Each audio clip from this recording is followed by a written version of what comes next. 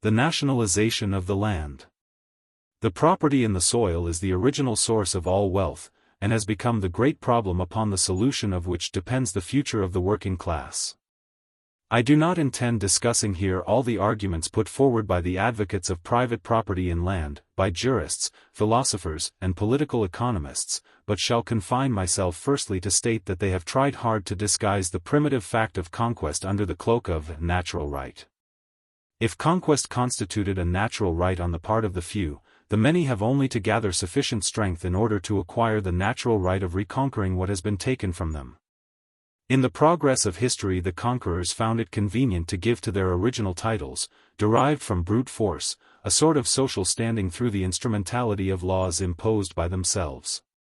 At last comes the philosopher and demonstrates that those laws imply and express the universal consent of mankind.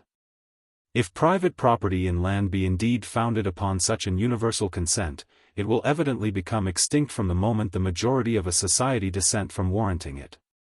However, leaving aside the so-called rights of property, I assert that the economical development of society, the increase and concentration of people, the very circumstances that compel the capitalist farmer to apply to agriculture collective and organized labor, and to have recourse to machinery and similar contrivances, will more and more render the nationalization of land a social necessity, against which no amount of talk about the rights of property can be of any avail.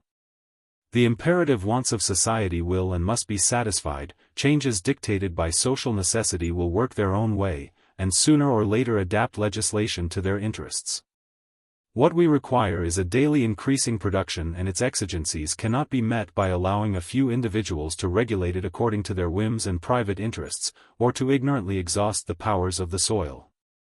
All modern methods, such as irrigation, drainage, steam plowing, chemical treatment, and so forth, ought to be applied to agriculture at large. But the scientific knowledge we possess, and the technical means of agriculture we command, such as machinery, etc., can never be successfully applied but by cultivating the land on a large scale. If cultivation on a large scale proves, even under its present capitalist form, that degrades the cultivator himself to a mere beast of burden, so superior, from an economical point of view, to small and piecemeal husbandry, would it not give an increased impulse to production if applied on national dimensions? The ever-growing wants of the people on the one side, the ever-increasing price of agricultural produce on the other, afford the irrefutable evidence that the nationalization of land has become a social necessity. Such a diminution of agricultural produce as springs from individual abuse, will, of course, become impossible whenever cultivation is carried on under the control and for the benefit of the nation. All the citizens I have heard here today during the progress of the debate, on this question, defended the nationalization of land, but they took very different views of it. France was frequently alluded to, but with its peasant proprietorship it is farther off the nationalization of land than England with its landlordism. In France, it is true, the soil is accessible to all who can buy it, but this very facility has brought about a division into small plots cultivated by men with small means and mainly relying upon the land by exertions of themselves and their families. This form of landed property and the piecemeal cultivation it necessitates, while excluding all appliances of modern agricultural improvements, converts the tiller himself into the most decided enemy to social progress and, above all, the nationalization of land. Enchained to the soil upon which he has to spend all his vital energies in order to get a relatively small return, having to give away the greater part of his produce to the state, in the form of taxes, to the law tribe in the form of judiciary costs, and to the usurer in the form of interest, utterly ignorant of the social movements outside his petty field of employment. Still he clings with fanatic fondness to his bit of land and his merely nominal proprietorship in the same.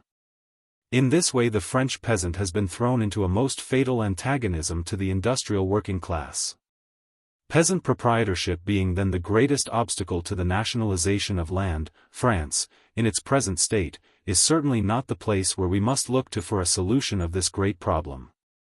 To nationalize the land, in order to let it out in small plots to individuals or working men's societies, would, under a middle-class government, only engender a reckless competition among themselves and thus result in a progressive increase of rent which, in its turn, would afford new facilities to the appropriators of feeding upon the producers. At the International Congress of Brussels, in 1868, one of our friends, César de Papa, in his report on land property, meeting of the Brussels Congress of the International Working Men's Association of September 11, 1868, said, "Small private property in land is doomed by the verdict of science, large land property by that of justice. There remains then but one alternative. The soil must become the property of rural associations or the property of the whole nation. The future will decide that question. I say on the contrary, the social movement will lead to this decision that the land can but be owned by the nation itself. To give up the soil to the hands of associated rural laborers, would be to surrender society to one exclusive class of producers. The nationalization of land will work a complete change in the relations between labor and capital, and finally, do away with the capitalist form of production, whether industrial or rural. Then class distinctions and privileges will disappear together with the economical basis upon which they rest. To live on other people's labor will become a thing of the past. There will be no longer any government or state power, distinct from society itself. Agriculture, mining, manufacture, in one word, all branches of production, will gradually be organized in the most adequate manner. National centralization of the means of production will become the national basis of a society composed of associations of free and equal producers, carrying on the social business on a common and rational plan. Such is the humanitarian goal to which the great economic movement of the 19th century is tending.